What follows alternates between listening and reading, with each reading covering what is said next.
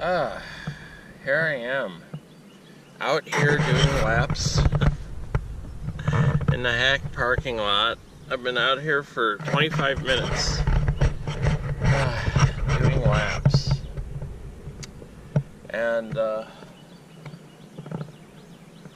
man, I think I've done about 20 laps total. Trying to work on my crossovers. And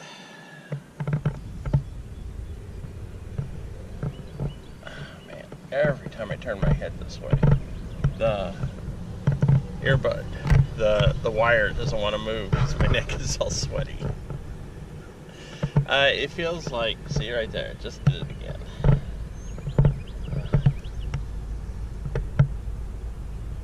I don't know what it is. Anyway,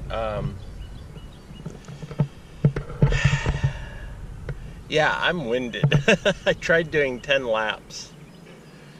I don't know how fast I'm doing 10 laps in. That's the thing.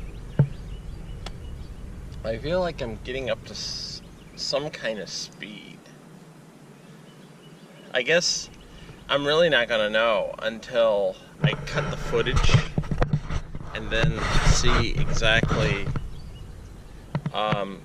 how much time it took me to do like 6 laps, because then I'll get an idea of what kind of speed I was doing.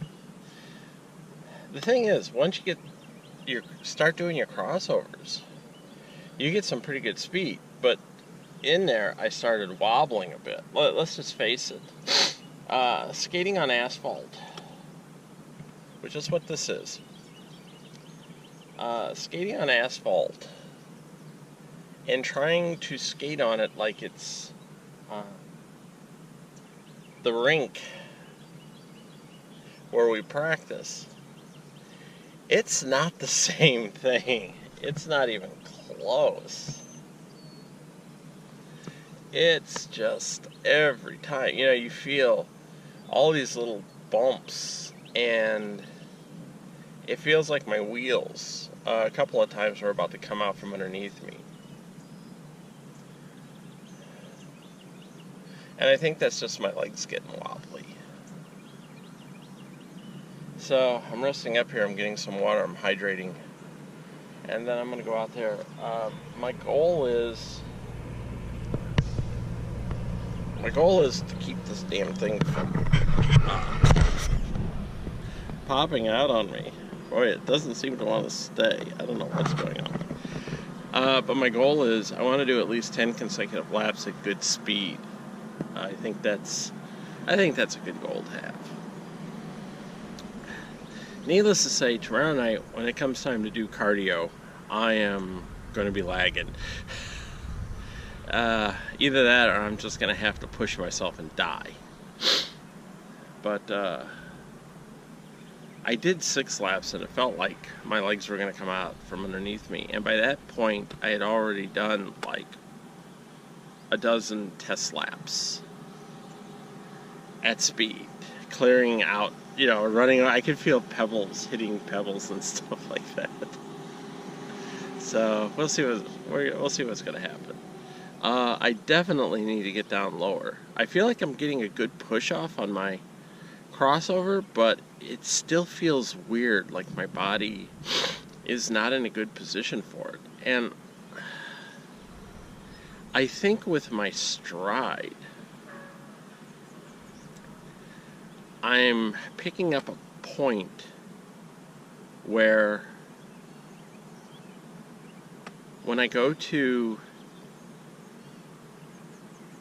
hit one of my crossovers, my feet are really in the wrong position, and that comes from bringing the crossover out of one turn for a long time and then trying to go into like a skater lunge and then getting back into a crossover. And what's happening is my feet are all out of position, so it's not working. I'm actually losing time because I have to slow up. And I think this is why they say always try to do crossovers the whole way, because it's more efficient, because you're maintaining the same stride the whole time. So I'm going to try to do a couple of those. I'm going to try to get like an entire 2 or 3 laps in a row where all I do is crossovers, and see how that feels. Because I'm picking it up, especially when I'm coming into this one turn closest to the car, and it just feels like I'm having to wait a second to get my feet into position. Well, a second a lap is the difference between a 25.5 and a 27.5. You know, let's be honest. That's really the difference. So I'm gonna try it. By the way, you know, my little course I've got set up out here, there's 60 feet between those bags. I know there is because I measured it on Google Maps. So, all right, let's try some more of this and see what happens. GoPro, stop recording.